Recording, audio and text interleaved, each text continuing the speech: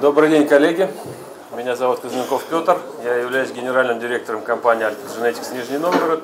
Коллега Сергей Николаевич, предыдущего выступающего. И цель моего выступления – это ключевые показатели эффективности воспроизводства и экономика воспроизводства. Но чтобы немножко вас встряхнуть после кофе-паузы, я начну с некой цитаты. Ключ к совершенству открытия не в том, чтобы искать новые горизонты, а в том, чтобы научиться видеть другими глазами. Да. Учитесь видеть, а не просто смотреть, о чем говорил Сергей Николаевич. Не подходите шаблонно. То есть, ничего на самом деле не является тем, чем вам кажется с первого взгляда. Для того, чтобы вам это доказать, я вот подготовил несколько таких слайдов. Просто мы к вам приехали с семинара с Нижнего Новгорода, с 4-дневного, почти до глубокой ночи ехали. И вот вспомнили одну историю интересную. Вот что вы видите на этой фотографии? А что вот на данной фотографии вы видите? То есть, кто-то говорит молочный танк, кто-то пастеризатор. Я, когда первый раз его увидел, я думал, что это пастеризатор.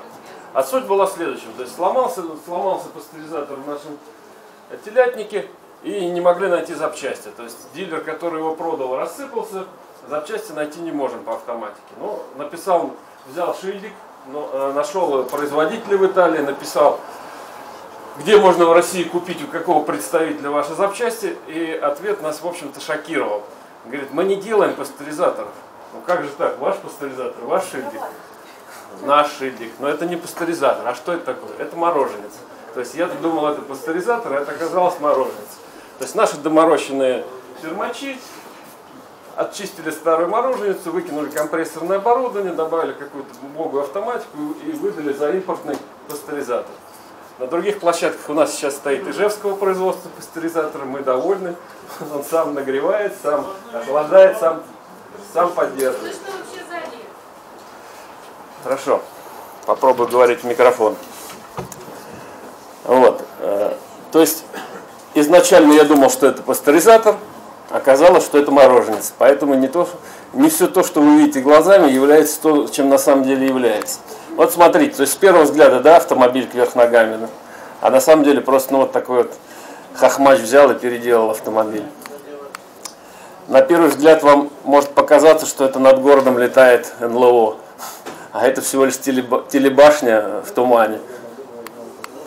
Вот, видите, девушка без ног. А просто так, объектив выхватил. Может показаться, что это фермер американский немножко гамбургеров переел, а на самом деле он катается просто на карусели. Вот. И часто ли мелочи нам мешают охватить всю картину целиком?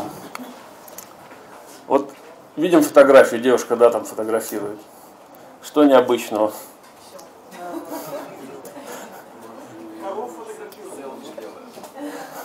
То есть, вы видите, что фотоаппарат она держит наоборот. А что необычного в этой замечательной лошадке? Кто видит? А кто-нибудь девушку видит?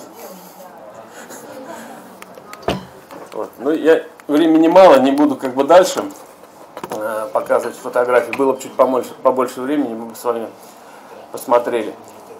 Так я еще раз возвращаюсь к предыдущей цитате, что учитесь видеть, а не просто смотреть. То есть иногда очевидные вещи, к которым мы привыкли, очень глаз замыливается, и мы не видим, что с этим делать. Что сегодня обеспечивает эффективную работу на нашей ферме? Наверное, никто спорить не будет, что эффективную работу нам обеспечивает менеджмент. Вот так у нас складывается цена на молоко. То есть затрат плюс прибыль – это цена конечного продукта. Если кто более старшего поколения знает, что в советские времена, если государству необходимо было немножко денег больше в бюджет, то выходило постановление партии и правительства, повышение цен на розничные товары, и прибыль как бы увеличивалась. В рынке мы можем так сделать? Нет, не можем. В рынке мы не влияем на конечную цену товара. Мы можем только за счет эффективности влиять на наши затраты, если хотим получить больше прибыли. Ну и что под собой подразумевает управление? Ну, для себя я определил 3 блока, то есть системы, то есть, собственно, работа, люди и наблюдение. Под системами понимается не только, скажем, программы по управлению вашим производством, но и там протокольные системы, ваши там должностные инструкции и так далее. Но люди тут самое простое, как бы это работники, которые применяют эти системы. Ну и наблюдение — это для обеспечения контроля над нашими системами и людьми за правильностью выполнения их работы. Критерии оценки эффективности — это те критерии, которые помогают нам проанализировать и понять отдельные и общие причины нашей эффективной либо неэффективной работы. Инструменты оценки эффективности — это анализ прошлого, контроль настоящего и прогноз на будущее. Тут, думаю, тоже всем понятно. То есть, анализируя прошлые наши неуспехи, мы понимаем, как их не допустить в настоящем и уж тем более в будущем. Главные факторы, влияющие на производство молока. Ну, основной мы уже сегодня говорили, это кормление, комфорт животных, здоровье животных, генетика, ну и отчасти процедура доения. Все эти основные факторы, которые влияют на наше молочное производство. Но какой самый главный фактор, по вашему мнению, который влияет на наше производство молока? Кто может сказать?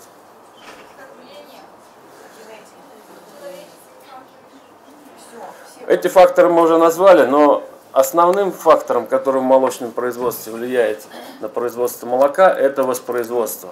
Если у вас нет воспроизводства, вы можете корову хоть обкормиться. Если она у вас 500 дней в доении, она у вас будет давать 12-13 литров молока. Если у вас нет воспроизводства, у вас нет ремонтного молодняка, значит ваше стадо неуклонно поголовье снижается. Соответственно, снижается ваше валовое производство молока. Все крутится вокруг воспроизводства. Если вы быстро делаете свою корову стельной, она у вас не перегуливает по 500-600 дней, значит у вас нет проблем со здоровьем, нет проблем с трудными отелами и нет проблем потом у ветеринарного врача, который должен жить в коровнике. Итак, какие мы знаем критерии основные оценки эффективности воспроизводства? Ну, безусловно, это процент стельных в стаде, сервис-период, средний день лактации, индекс выявления или сервис-рейт, оплодотворяемость, индекс стельности. Я взял не все показатели, потому что можно массу их там сейчас перечислять, взял основные.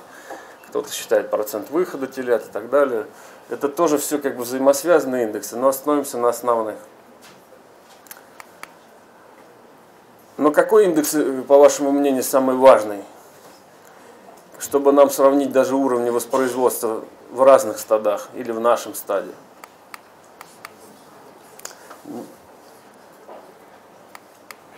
Ни по одному индексу нельзя нам сказать об уровне воспроизводства нашего стада, если мы не будем рассматривать их в комплексе. Ну вот для примера просто вам. Какая должна быть структура стада, кто знает? А с чего она складывается? 60%. Ну, 60% все это знают, но не знают, откуда это берется. То есть вот, чтобы было понятнее, то есть вот ваш межотдельный интервал. В свою очередь он делится на сервис-период. Но очень неудобно, что микрофон... А это работает микрофон? Да. Так, будет слышно? А он не рабочий. Как работает, надо включить, наверное.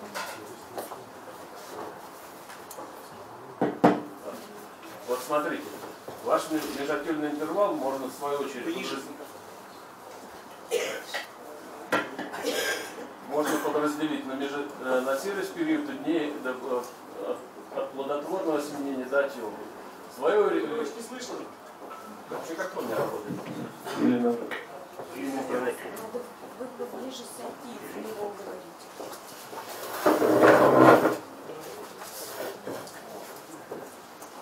свою очередь, сервис-период у нас делится на период добровольного ожидания и дней до первого до плодотворного осеменения, или indefinite период. Дней до первой рекалки после плодотворного осеменения и дней после плодотворного осеменения и дней стельности. В свою очередь у вас в программе животное находится в статусе новотильное, осемененное, стельное и сухостойное.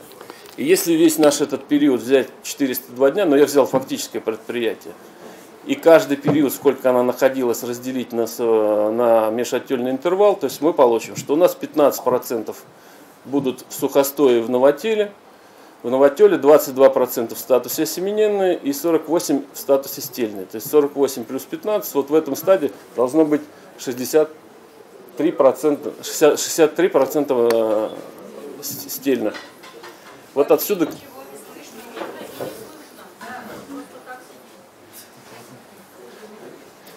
Я извиняюсь, конечно, очень неудобно, что у меня за спиной экран, мне неудобно вам рассказывать, а без микрофона, к сожалению, вы меня не слышите. Так там ведь не видно.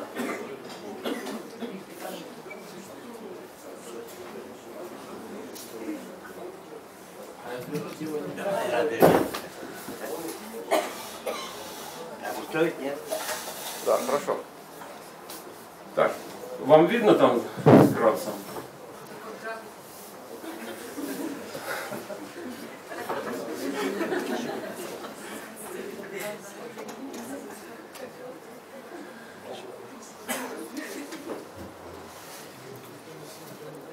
То есть вот так выглядит наша структура стада по репростатусу. Мы видим с вами, что у вас в данном стаде 61% стельных животных. Можем ли мы сказать с вами по проценту стельных, хорошее у нас воспроизводство стадии или нет? Нет, не сможем.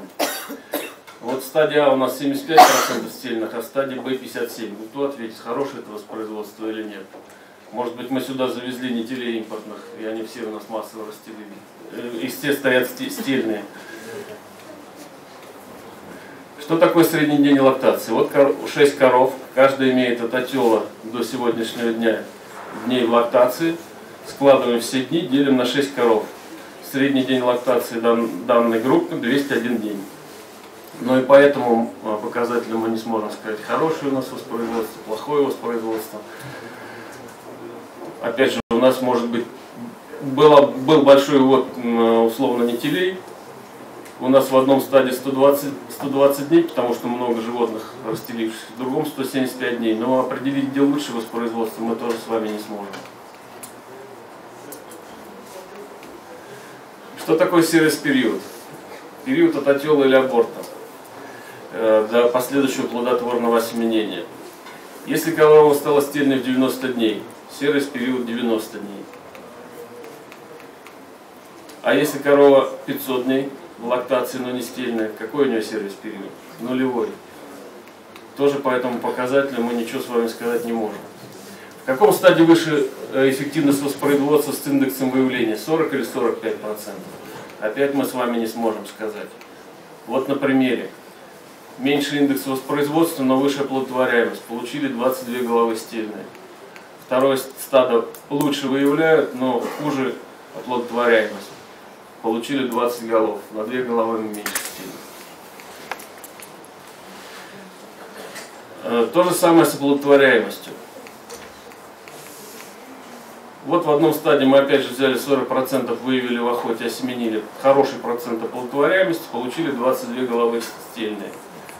А во втором стадии взяли все 100 голов, поставили на синхронизацию и с более низким результатом получили 45 голов вместо 22. Так как нам понять уровень воспроизводства в нашем стаде? Для этого вот такие веселые картинки для вас подготовили. Вот взяли 25 голов. Из них 10 выявили в охоте, что составило 40%. Или наш hit detection или service rate, то есть индекс выявления в охоте. Осеменили и 6 из 10 стали стельными. То есть оплодотворяемость 6 разделить на 10, 60%. Считаем наш индекс стельности.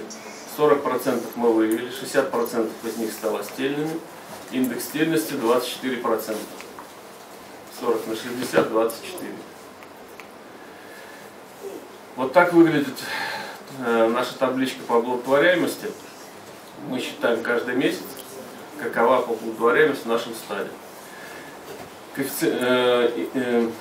Доверительный интервал, вот, статистически, говорит нам о том, насколько достоверна наша оплодотворяемость. Чем больше мы производим осеменений, тем больше у нас достоверность по вот этому показателю. Соответственно, вот этот интервал он будет меньше. То есть это говорит нам о том, что вот в августе у нас средний был 40% оплодотворяемость, но этот показатель мог бы измениться как в меньшую сторону до 41%, так и в большую до 57%. Соответственно, чем ниже этот интервал, тем выше достоверность. И в данном стадии 2,1 дозы тратит хозяйство на плодотворное осеменение. И вот мы считаем с вами каждый 21 день наше выявление, сколько мы коров выявляем, вот в среднем 61%, и каков результат по индексу стельности. Вот в данном стадии он 29%. Почему 21 день? То есть считается, что у нас с вами на 1 сентября 133 коровы было пригодных для осеменения. То есть они прошли период добровольного ожидания и должны быть в течение 21 дня прийти в охоту. То есть у нас цикл 21 день, почему мы берем 21 день. Из них мы только 85 голов осеменили, что составило 64%, и 36 сделали стельными, 28% индекс стельности. Что нам показывает индекс стельности? С какой интенсивностью мы наших коров делаем каждый 21 стельный.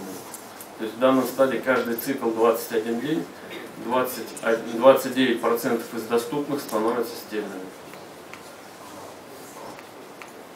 Еще раз акцентирую ваше внимание, что данный индекс нужно считать каждый 21 день.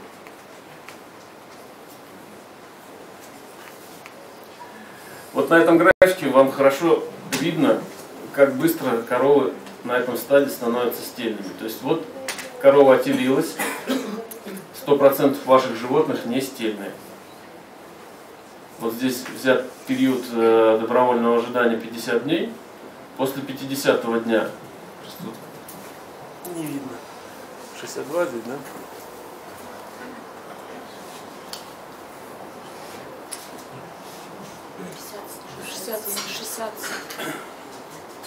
Вот сбоку очень плохо видно. 67. То есть у вас после первого осеменения 33% стало стельными.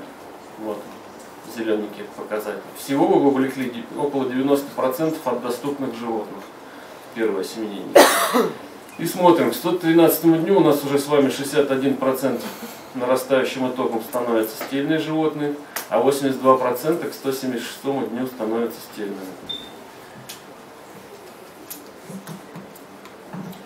И в общем-то для чего все наши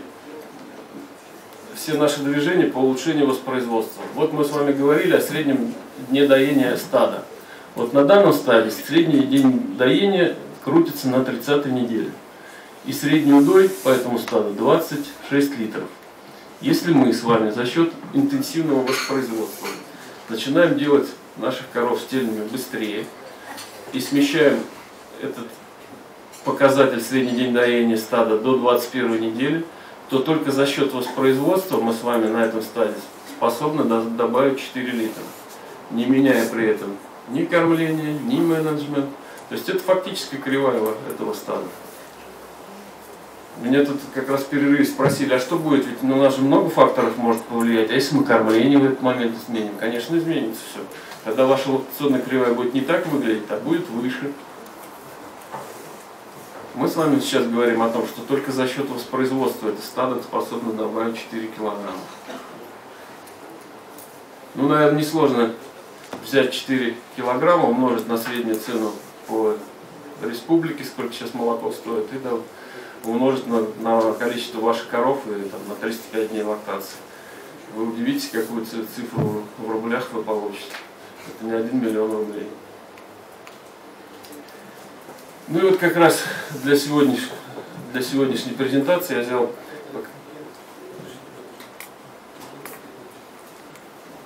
вопрос какой-то. Вот взял для сегодняшнего нашего мероприятия показатели с нашей площадки Нижегородской. На сегодняшний день сервис-период, включая брак, Сергей Николаевич, наверное, рассказывал, что стратегия такая, что мы там держим всех животин, пока они доят, или пока еще есть надежда, что принесут теленка, потому что стратегия идет на увеличение поголовья, потому что есть свободные места. Поэтому считаем и с браком, с учетом брака, и без брака. То есть с учетом брака 117 дней сервис-период, и без брака 98 дней.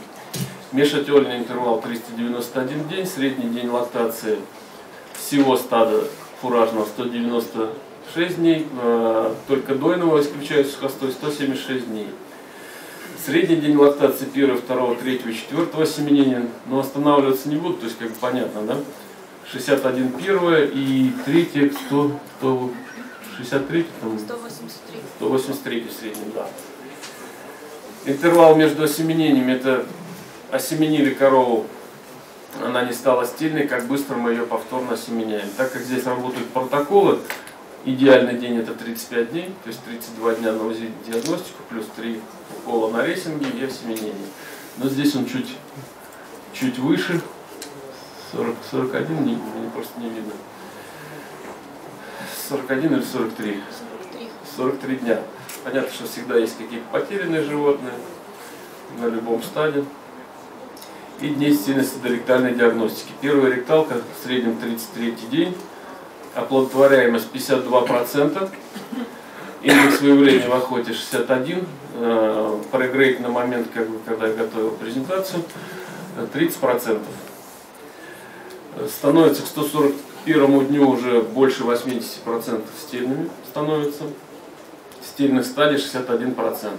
Поголовье коров на этой площадке на сегодняшний день 746 голов.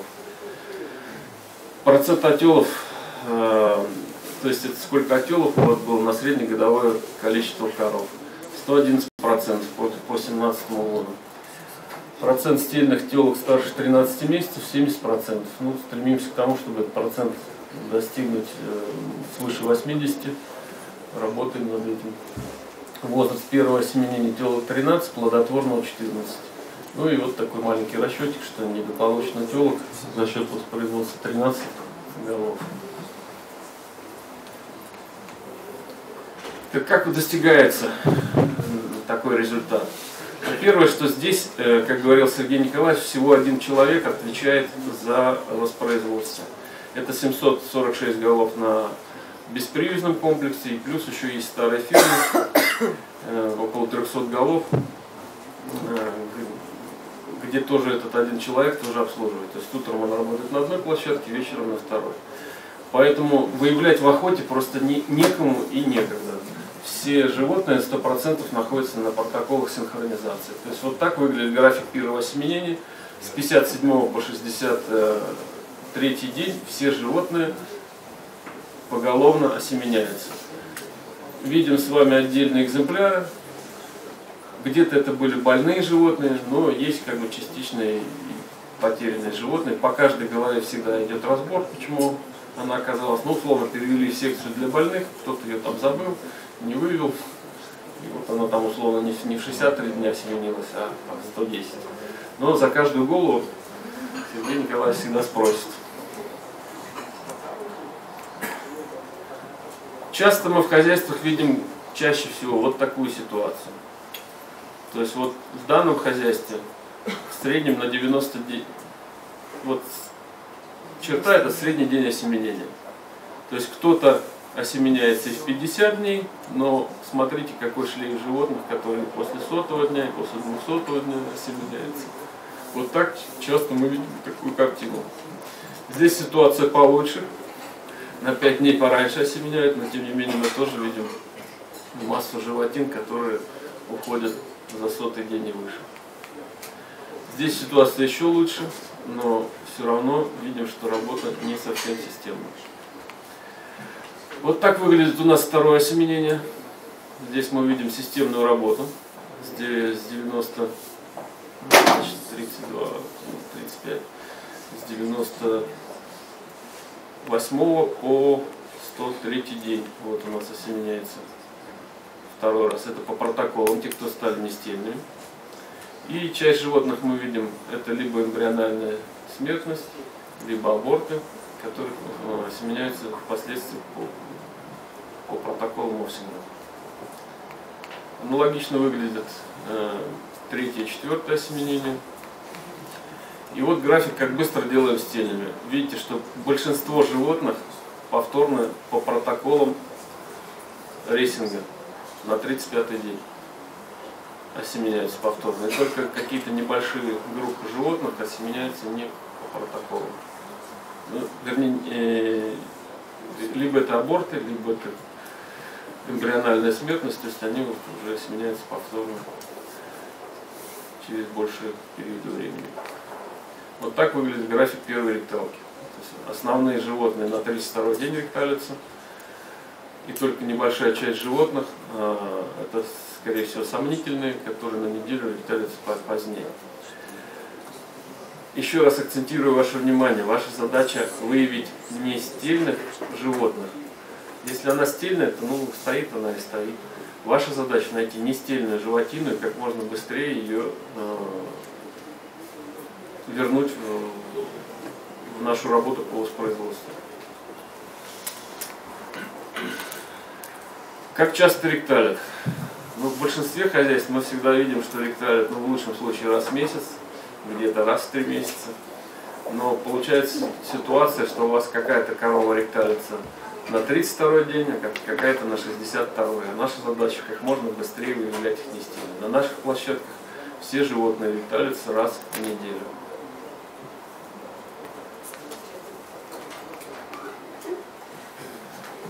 Ну и вот как раз то, что с вами мы говорили. Индекс оплодотворяемости по месяцам. То есть вы видите, что в среднем 52% и 1,9 дозы на плодотворное осеменение. Еще раз акцентирую внимание, что на этой площадке нет выявления в охоте. Здесь все животные работают по протоколам синхронизации. И вот еще один интересный слайд хотел вам показать. Мы всегда в своей работе отслеживаем по номеру осеменения 1, 2, 3, 4, но дальше не рассматриваем. Если мы эффективно работаем с новотелом, всегда первое осеменение самое эффективное. Если что-то мы с новотелом делаем не так, либо очень рано, например, осеменяем, то есть животное не успело прийти в энергетический баланс, либо не работаем с новотелом, но у нас большое количество метритных животных, всегда этот показатель хуже, чем второе, третье, четвертое осеменение. Вот здесь вы видите, что первое осеменение самое эффективное. 60% животин становятся стельными с первого осеменения.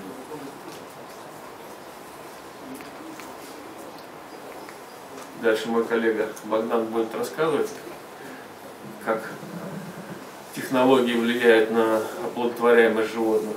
Я не буду у него хлеб отбирать. И, соответственно, имея большой индекс выявления, а в данном случае это не выявление, а сервис-рейт, то есть все животные идут по рейсингу. Рейсинги всем понятно, что это такое. За неделю до ректальной диагностики всем животным прокалывается ГНРГ, то есть запускается протокол Мовсина стандартного.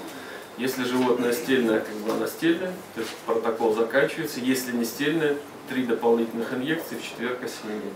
То есть мы не тратим лишнюю неделю, а превентивно всех животных за неделю до ректалки запускаем на протокол. И индекс стельности в этом стадии 30% на сегодняшний день. Это, в Нижегородской области это однозначно лучший результат, за всю Россию сказать не могу, потому что не видел все 100% стад. Но это один из лучших результатов, будем так говорить.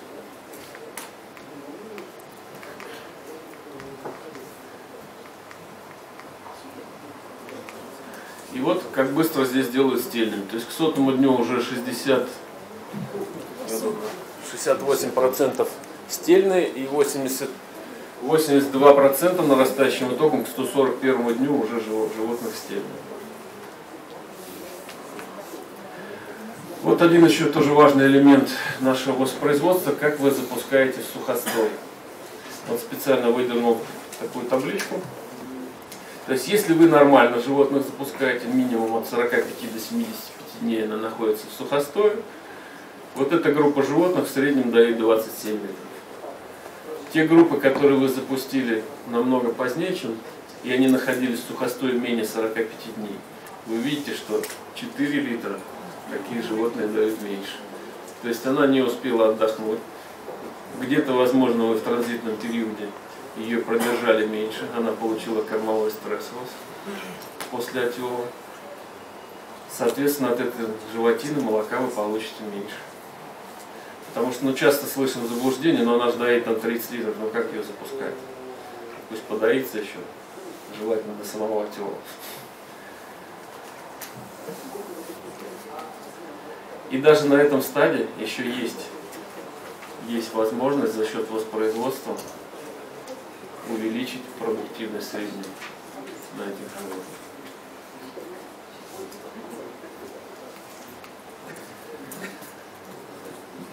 Ну так, итог нашей селекции.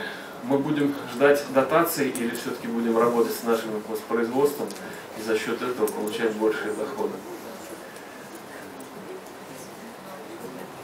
С дотациями, насколько я знаю, сейчас и в Нижегородской области тяжело, думаю, что и в Удмуртии не исключение. Мы можем сидеть ждать их, а можем с вами корову сделать быстрее стельной и получить дополнительный доход от воспроизводства.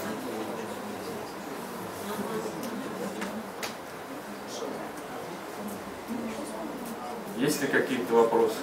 Все ли было понятно?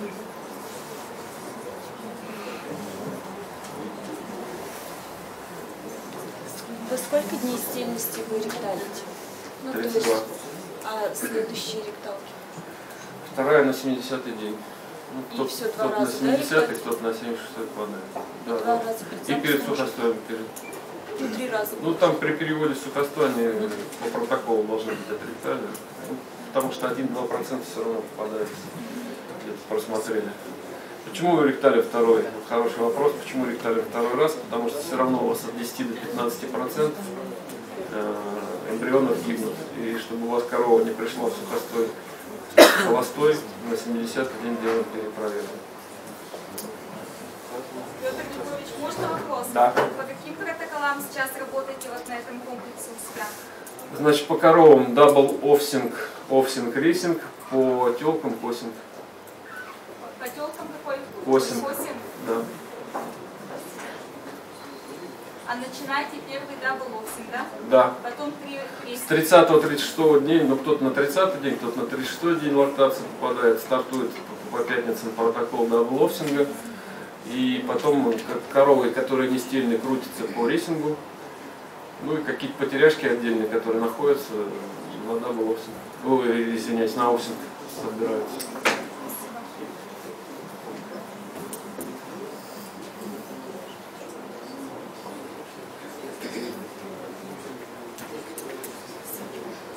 Ну, если нет вопросов, тогда я передаю слово следующему докладчику. Времени у нас мало.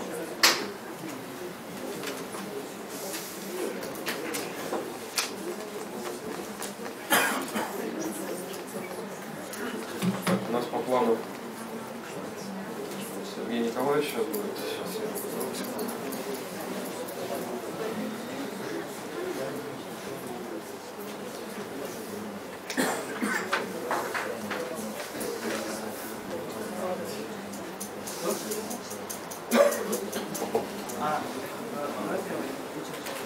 Сейчас я слово передаю Сергею Николаевичу. Да, не слышу бурных оваций, поэтому и задержался.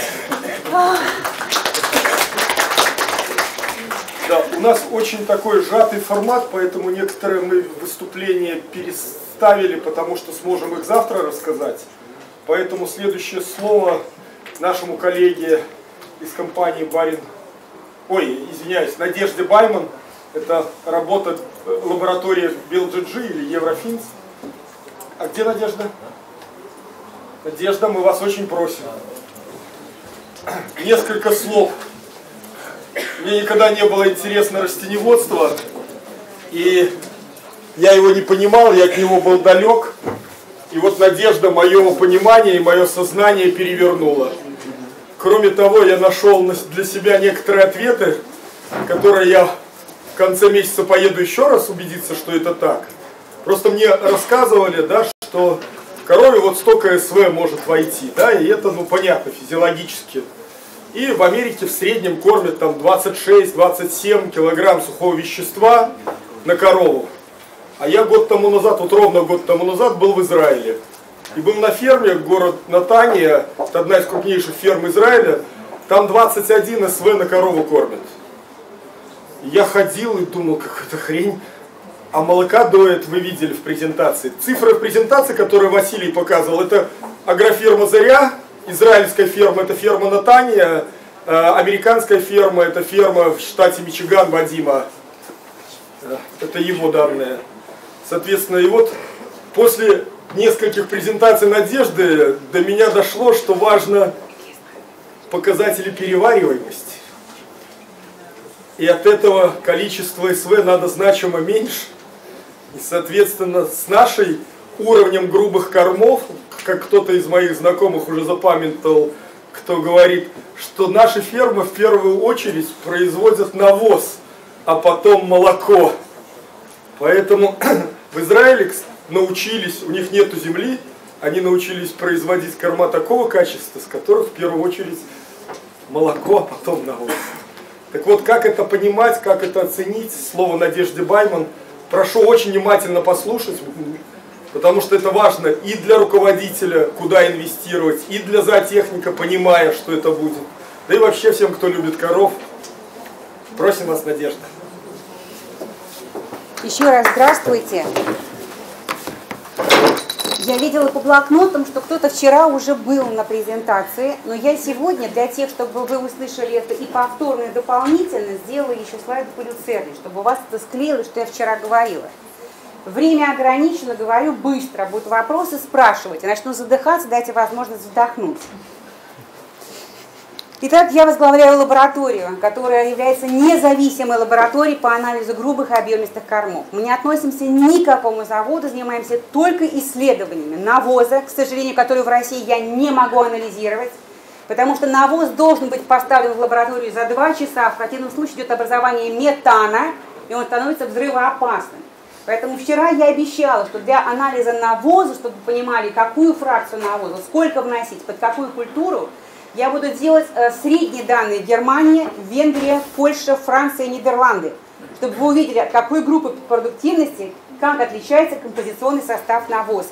Я понимаю, что мне это надо сделать как можно быстрее, потому что скоро растает снег. Вчера по новостям показали, что в Сибири уже паводки, что за 2 часа уже деревни уходят под воду. Поэтому моя цель сделать это как можно быстрее, чтобы вы максимально правильно за сезон это использовали. Второе, мы анализируем почвы. Но на территории Российской Федерации я пока не представляю почву по 2 причинам. Первая причина – разрыв знаний очень большой, разрыв в разработках большой, то есть интерпретация с моей стороны вам, у меня должно быть 2 человека их интерпретировать. Поэтому почвы я оказываю такую помощь только тем хозяйствам, которые нацелены действительно идти на изменение подхода выращивания и заготовки грубых и объемистых кормов. Просто от хотелок я этого, простите, не в состоянии сделать по состоянию на сегодняшний день, 30 марта. Самое главное, что мы делаем для Российской Федерации, это мы делаем с 1994 года, когда начали выводить проект Кампина, завод Кампина на территорию Российской Федерации. С этого момента грубые корма стали отправляться в чемоданах в эту лабораторию в Нидерланды, потому что это был единственный способ перевозки этих образцов.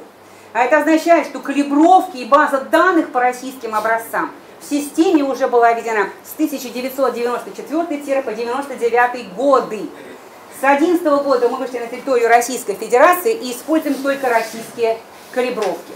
Вчера этого не было, я обещала дать вам бодренькое состояние.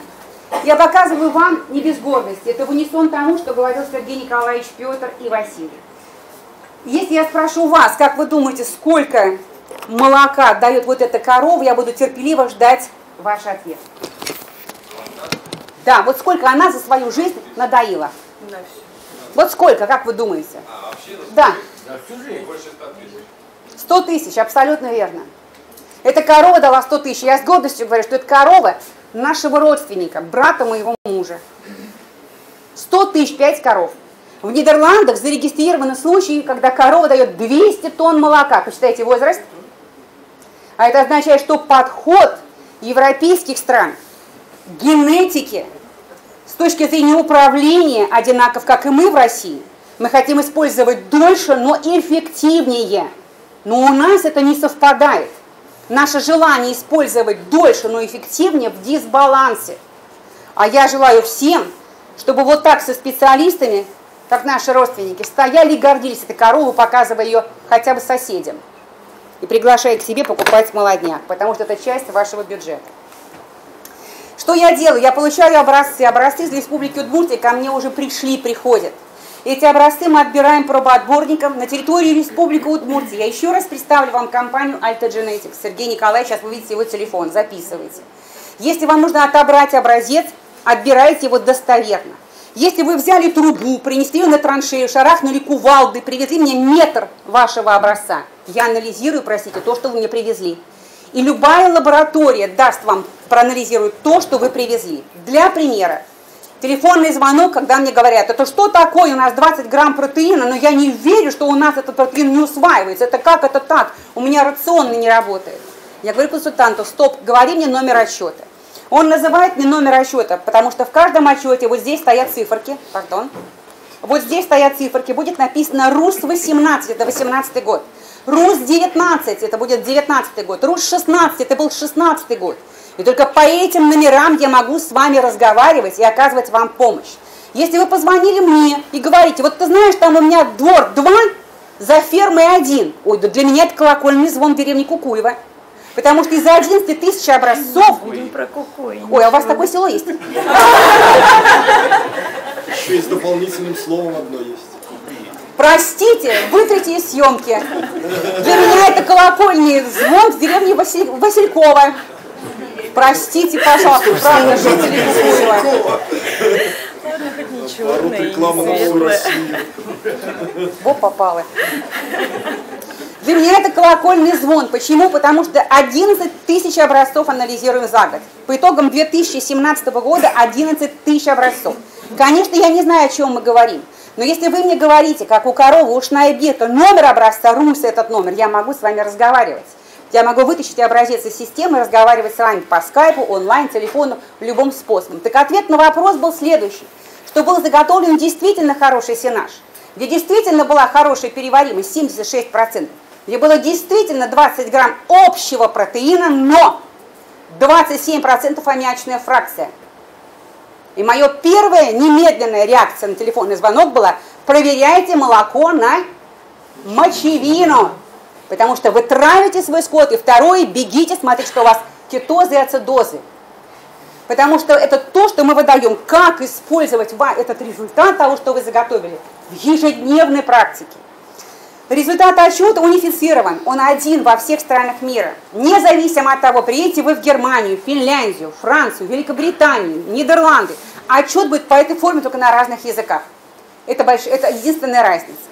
Ваши образцы мы измалываем и держим в лаборатории 1 месяц. Через месяц я их утилизирую. То есть, если вы вдруг решили проверить после пакета стандарт, пакет профи, потому что вам нужно больше параметров, я ничего сделать не могу, я его уже высыпала и утилизировала. Почему мы сушим образец? Потому что, когда мы его высушили и закрыли, он у меня стандартный. У меня состав его не меняется. Я могу анализировать вам много по любым параметрам, которые вам нужны. Но через месяц я их утилизирую, это чтобы вы понимали. Телефон, запишите, пожалуйста, телефон. 926, не знаю, дал Сергей Николаевич или нет, а я даю. 519 49 54. Если он шепчется, как я сегодня, значит, он где-то занят. Но по этому телефону вы можете связаться, пригласить в хозяйство для отбора образцов. Сколько женщин я никогда в жизни не знаю. Женщина мне отказывает, молодец. Республика Удмуртия, вчера я показывала, с 26 сентября 2017 года из вашей республики я проанализировала 116 образцов, из которых сенаж 26, кукурузный силос 37, 15 зерносенажей и полнорационная моносмесь. Что хочу сказать. Полнорационные смеси на основании образцов, которые я видела, вы работаете вот так. Это по результатам полнорационных моносмесей, которые я получила. Почему? Потому что у вас идет незнание кормовой базы грубых и объемистых кормов. Поэтому вы подбираете комбикорм, попал, не попал. Но не попал на 40% или, давайте так сказать, 4% энергии не попал. Это 30-70 грамм комбикорма на килограмм сухого вещества. И в рационе мы говорим в среднем 22 килограмма сухого вещества. Значит, попадалка обходится дорого. Поэтому я вам покажу, что у вас. Не надо скоропалительных выводов. Опять туда. Чувствую, вы договоритесь, что второй раз вы к нам не приедете. Буду осторожна. Надо всегда говорить «возможно». Это, наверное, Сергей Николаевич вас больше не пригласит с собой. Мы извиняемся, что... Республика Удмуртия. В Республике Удмуртия, по данным, которые я увидела, источники вам опубликовала, 10 миллионов гектаров, из которых 520 многолетние травы, луговой клевер, люцерна, прочие культуры, молочная продуктивность. Еще раз говорю, данные, вот не ко мне, к ним, что они неправильно опубликовали. И я пошла. Среднероссийская траншея. Среднероссийская, от советского времени. Вопрос к вам. Сколько килограмм массы у вас лежит? 1000. У вас штуки-то есть? 1000 тонн сухого вещества? Не знаю. О, первый ответ. Как можно хранить то, чего вы не знаете? Если у вас 1000 тонн, килограмм у вас чего обошелся? Зеленой массы 2 рубля. О чем мы говорим? Что ни черта мы не знаем. 2 миллиона. 2 миллиона. 2 миллиона, и я не знаю, с чем я работаю. Это первый вопрос. Тогда второй вопрос. Зачем строите такие траншеи? Если ответ я не знаю, где уже 8 тонн, 8 тонн продукта, 8 тысяч сухого вещества, при 20%, если я возьму, там будет побольше. А я вам даю показатели того, что вы должны знать. По ситуации, когда вот такая средняя траншея, еще раз, цены 2011 года. 2011 года я их не корректировала.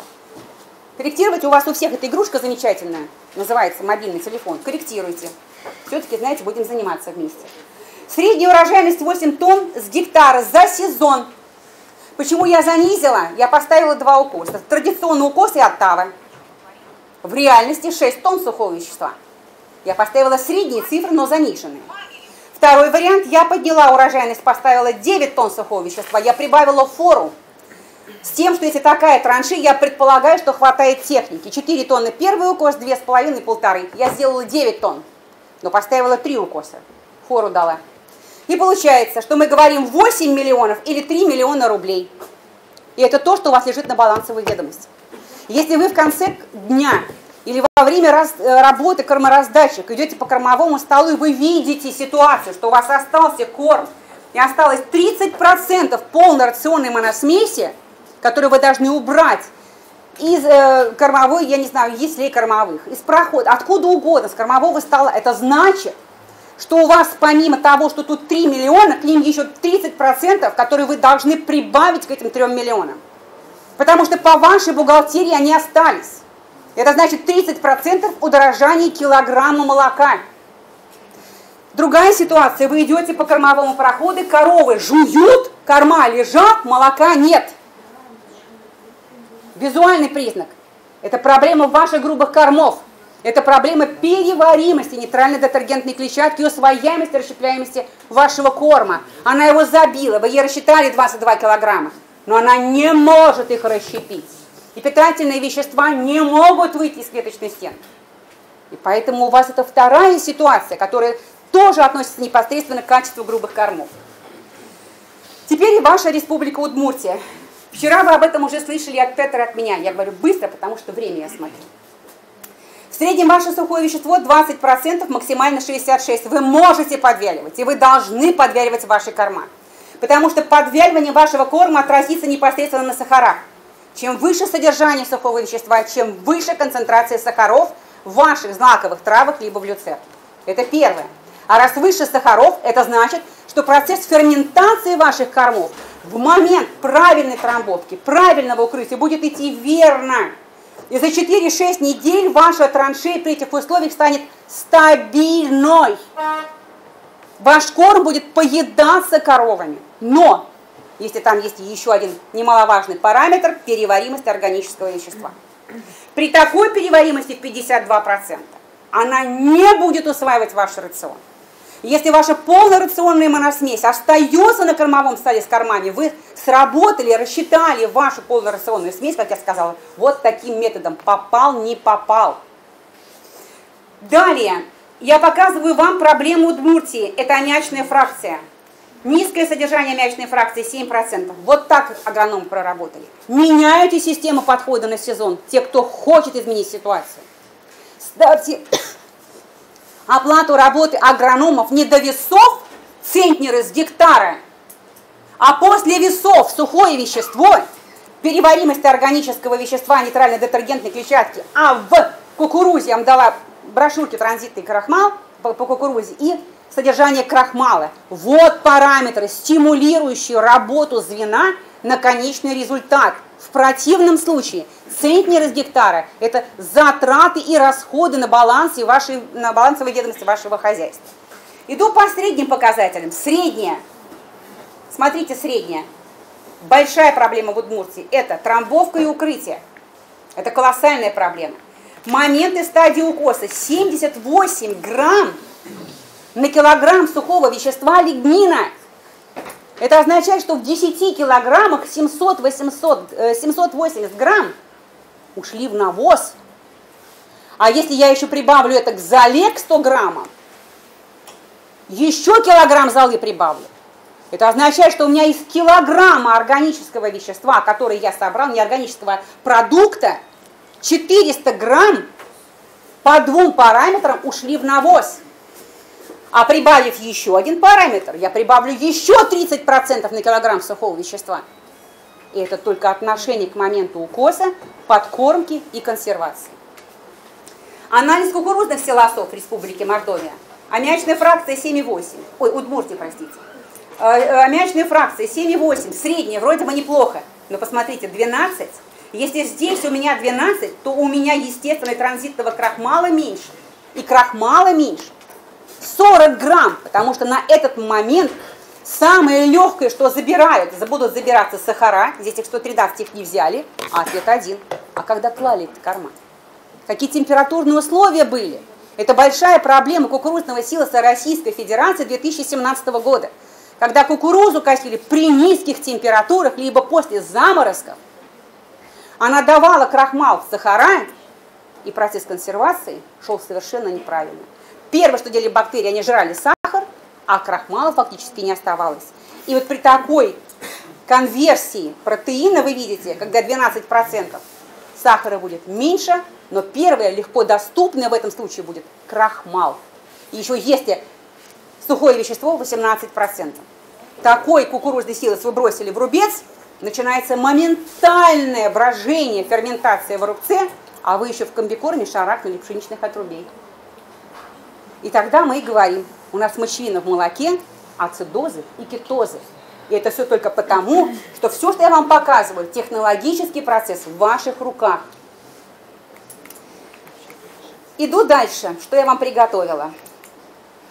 Мы показываем в нашем результате отчет по вашим кормам глазами коровы. Вот именно то, что получается от языка до тонкой кишки. Это самое главное, это самое важное. То, чего я не рассказывала у вас, и сейчас скажу только бегло про кукурузу.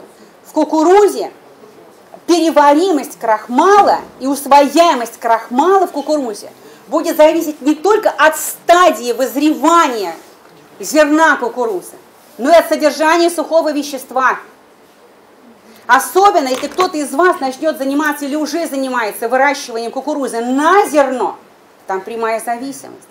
Чем ниже содержание сухого вещества, тем больше усвоение крахмала в рубце и меньше транзитного крахмала в тонком кишечнике. Чем выше содержание сухого вещества, тем больше транзитного крахмала в тонком кишечнике. И на это влияет два фактора. Гибрид подкормка и момент, то есть стадия действительно вызревания зерна. Не просто крахмал, еще раз, взаимосвязь крахмала, простите, транзитного крахмала. Почему для меня очень важна переваримость органического вещества? Кто вчера не был, поэтому быстро говорю. Потому что если я из килограмма имею 100 грамм золы, значит я буду говорить о 900 граммах органического вещества. Но если я поднимаю золу до 120 грамм, то у меня остается на 20 грамм меньше органического вещества. Как повлиять на этот фактор? Как уменьшить золу? Прямой ответ, кто мне сейчас сразу скажет: колеса, частота вокруг траншей. А я добавлю не только. Это адекватное внесение ваших удобрений. Я покажу вам фотографии, как адекватное внесение удобрений влияет на то, что скрывается дернина. А это значит, смыкание дерна происходит быстрее, и вы уже заранее определяете снижение золы в ваших кормах. И это возвращается обратно деньгами с переваримостью органического вещества.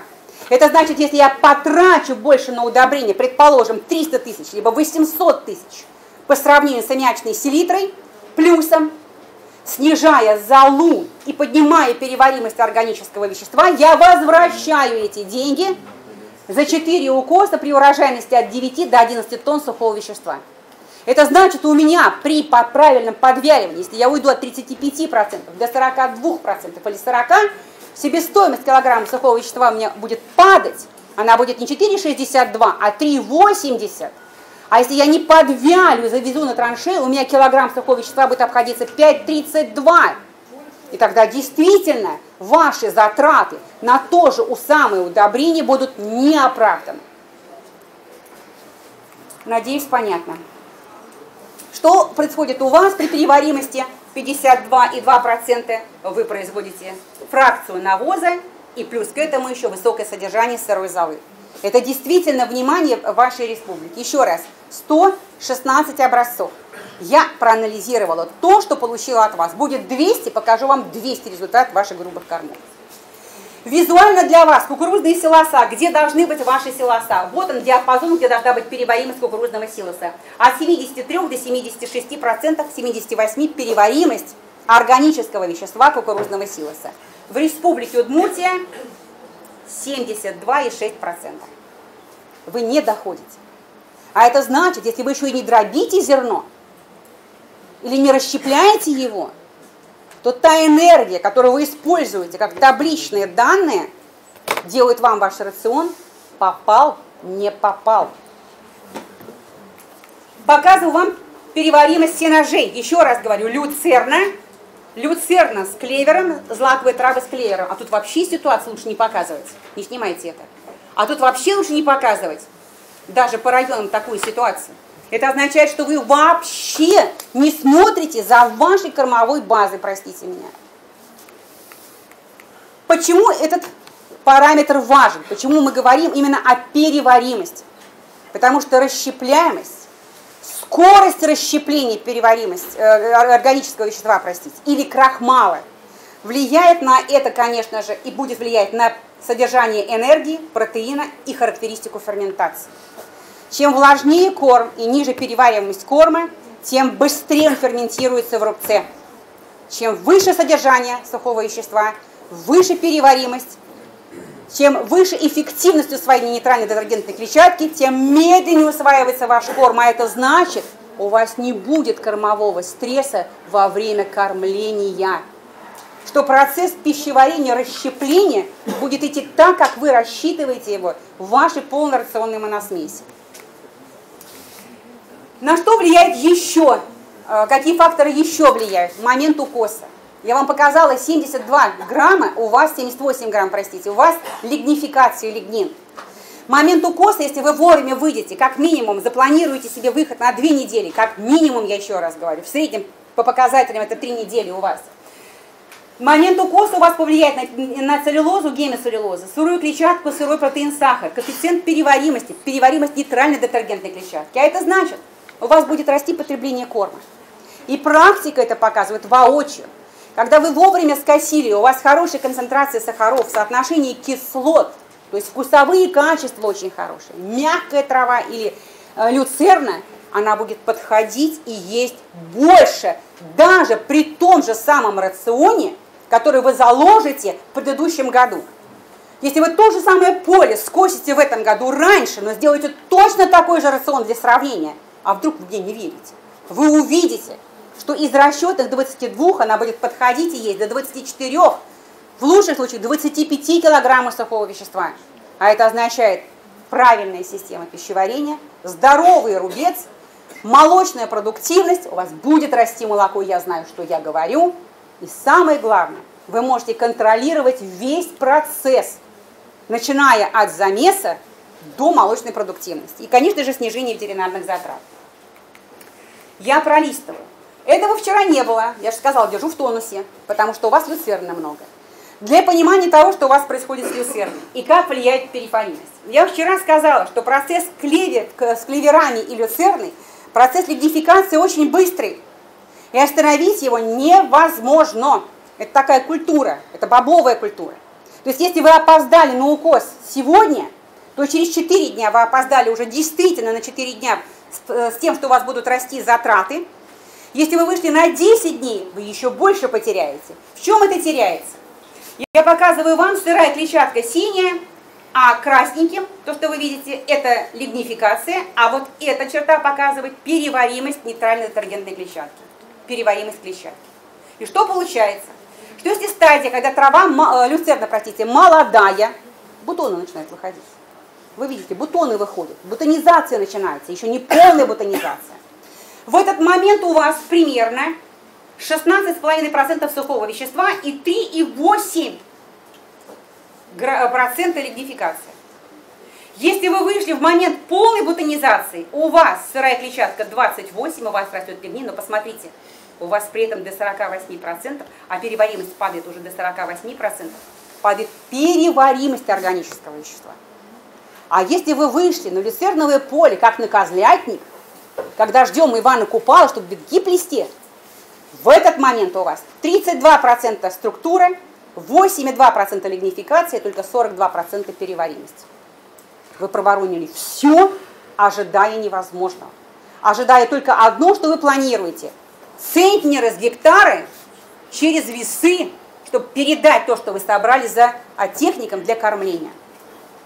Вот это очень важно изменить в хозяйстве.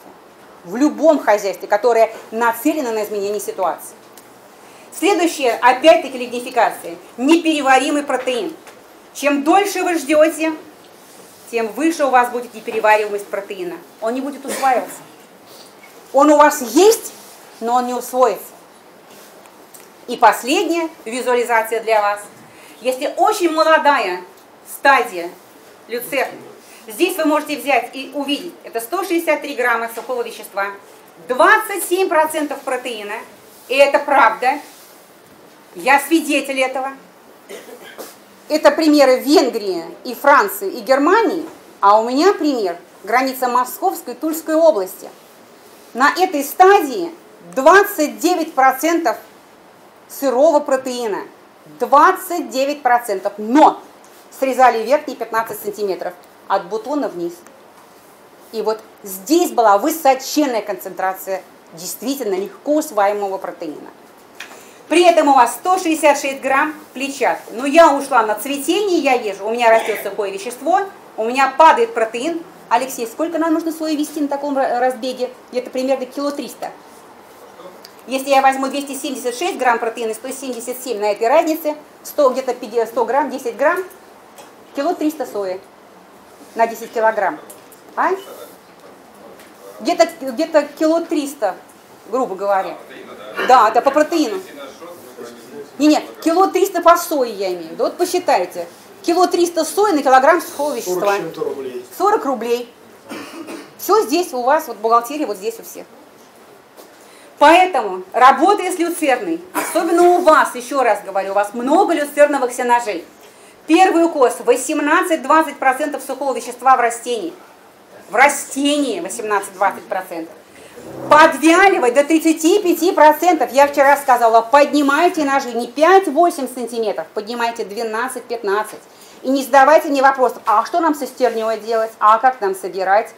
Вы этим обеспечите себе проветривание, подвяливание, минимизацию кластридий и почвы на вашем растении. Вы это меньше заведете на траншею, а это значит, вы сразу не дадите предпосылку развиваться естественной аммиачной фракции, если вы укроете, утрамбуете верно. Это в дополнение к вчерашнему. Следующее. Опять же вы. Переваримость органического вещества, я для вас покажу также взаимосвязь, что показывали, в отчете мы даем 64% переваримости органического вещества. При этом 156 грамм протеина, но чистая энергия при этом 5,2 мегаджоуля.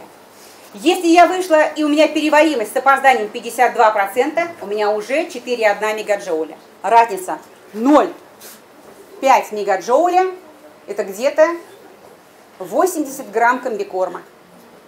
50-67 грамм комбикорма на килограмм сухого вещества. Как ни считай, это все технологический процесс. Как это выглядит в отчете?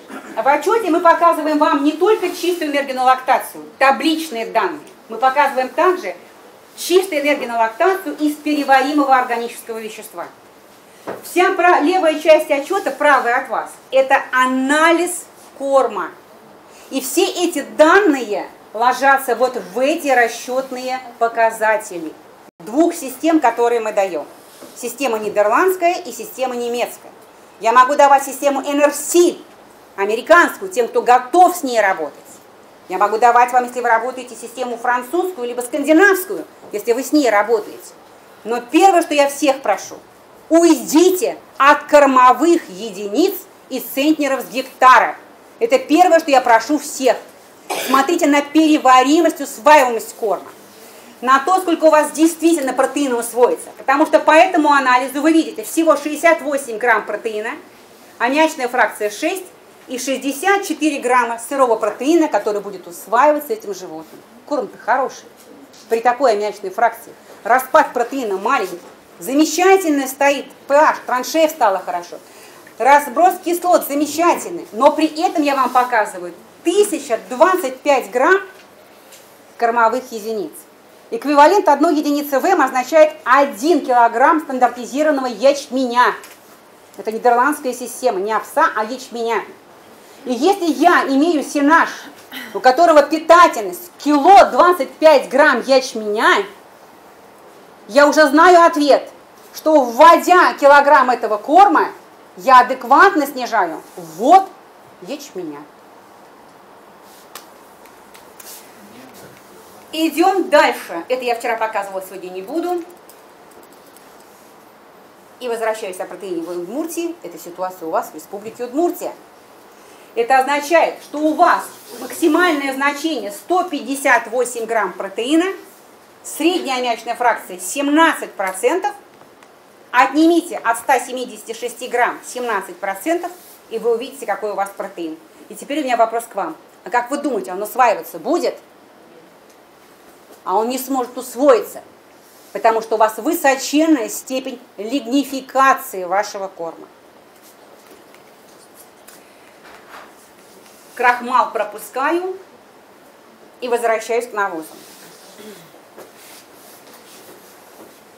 Вчера я говорила, если у вас так много навоза, потому что у вас очень большая фракция неперевариваемого органического вещества, серьезно относитесь к навозу. Действительно серьезно. Под травы 20 кубов на гектар после каждого укоса, под кукурузу 60 кубов на гектар, и тогда вы, по крайней мере, будете помогать вашим травам прежде всего расти. Одно и то же поле, 85 сантиметров телегозахват. Вы будете помогать вашим травам расти, а раз они растут, они вам будут давать концентрацию сахаров, они будут давать вам протеин, и вы видите энергию. Вы своими руками будете стимулировать, и если вы купили только аммиачную селитру, и ничего другого нет, то после укоса внесите навоз и разбросайте его на поле. Дайте возможность легко доступным формам азота, калия и фосфора действительно быть использованным растением для корневой системы и отрастания массы. Теперь, я это пролистнула, я это сказала, я покажу вам как влияет правильное внесение навоза на урожайность при адекватно правильном подходе к выращиванию трав. Итак, практика хозяйства, вы видите, это диамофоска 6-20-30. Практика хозяйства выносили 12-40-60. Оптимизированная доза внесения удобрений, на то же самое поле для злаковых трав с клевером рекомендовано 30-100-270. И под осень хлористый калий, для того, чтобы вся смесь хорошо перезимовала. Это был старт проекта. Но для старта проекта были поставлены контрольные цифры. К чему я это говорю? У вас контрольные цифры в этом месяце определяются, потому что начинается сезон, и вы сейчас ставите себе целевые значения. Целевые цифры были, еще раз говорю, 2016 год, год посева. А это значит, что в этом году ожидать или слушать селекционной кампании, мы вас в первый год посева завалим 5 тонн сухого вещества, нет, не нужно слушать. 5 тонн могут быть только тогда, когда вы адекватно, правильно вносите удобрения под ваши травы. Поэтому мы поставили цель, минимизировали 3 тонны сухого вещества с гектара за укос, 17-18 год 10 тонн сухого вещества, 3 укоса. В итоге 2017 года 4 укоса. И это при том, что мы везде слышим, а у нас зона рискованного земледелия. Куда бы мы ни приехали. А я вам показываю динамику, по годам разную динамику. Так вот, при тех дождях, которые были в Вологодской области, было 4 укоса, заложили 4 траншеи против 2 траншей традиционной системы управления этими травосмесями. Там было 2,5 укоса. Показываю вам, к чему пришли. Первое, к чему пришли. Надеюсь, вам видно, но знаю, что оттуда видно плохо. Верьте на слово, либо идите к компьютеру. Оптимизированная доза внесения удобрений появляются. Посев был в конце мая, где-то 23-22 числа был посев. Появились четко определяемые зеленые линии всходов, совершенно очевидные всходы, против того, что их невозможно было рассмотреть, они выскакивали при практике хозяйства. Более того, по состоянию на 26 июня, а у нас с вами прошло здесь меньше месяца, прошел 21 день, еще раз, 3 недели всего прошло. Ситуация выглядела адекватно, красноречиво.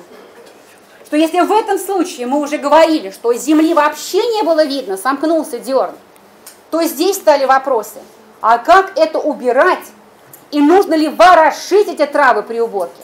Потому что если на это запускать ворошилку при низком скосе, это значит, вы сразу лепите почву и земляную пыль на ваше растение, завозите на траншею, плохо прикрыли, притрамбовали, и зимой, а еще лучше осенью или весной вы начинаете собирать шампиньоны.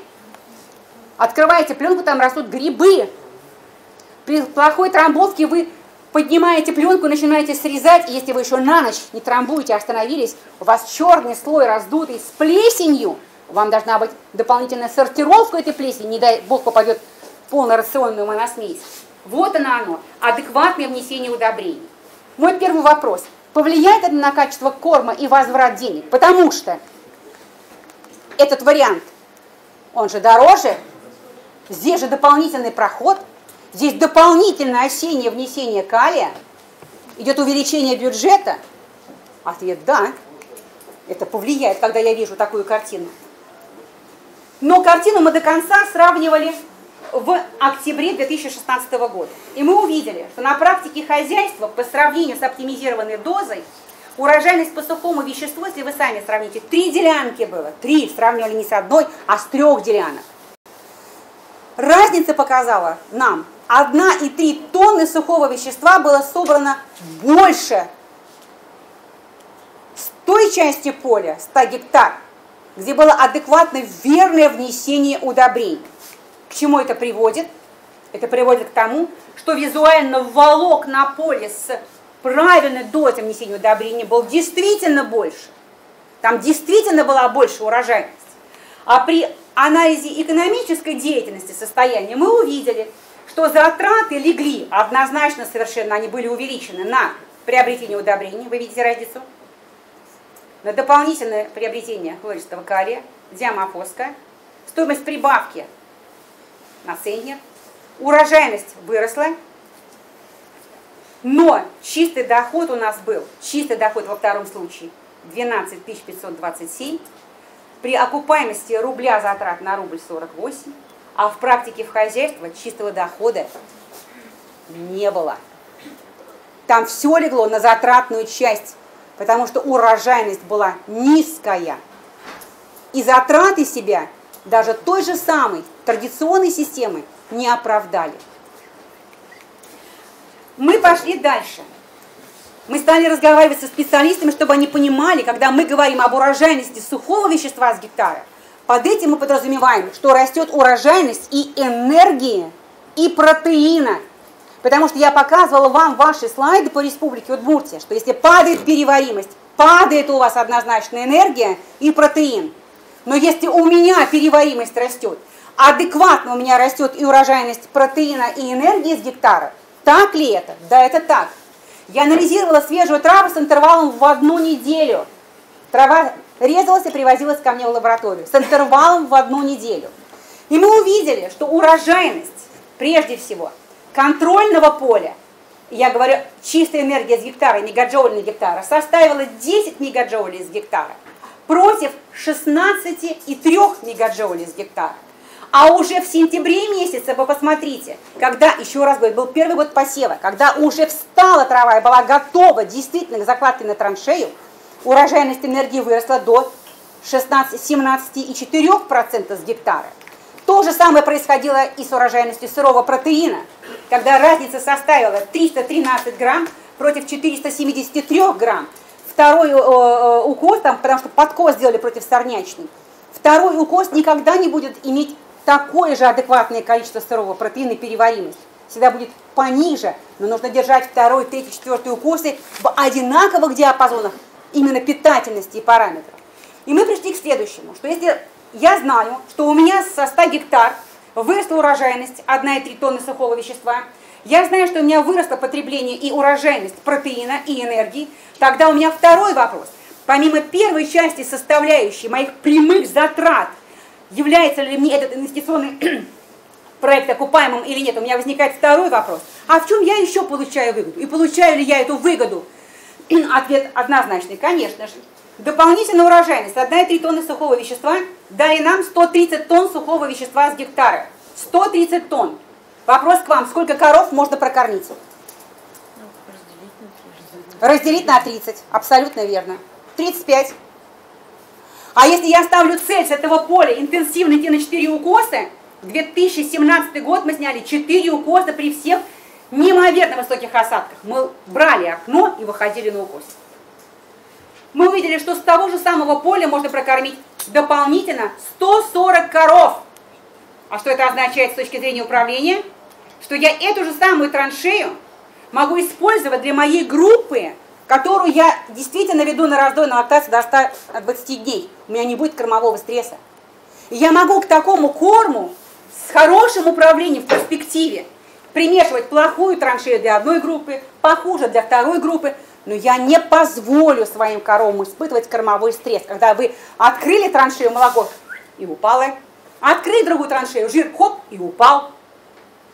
Эту ситуацию вы сможете избегать. Это тоже мысли к дальнейшему планированию. Более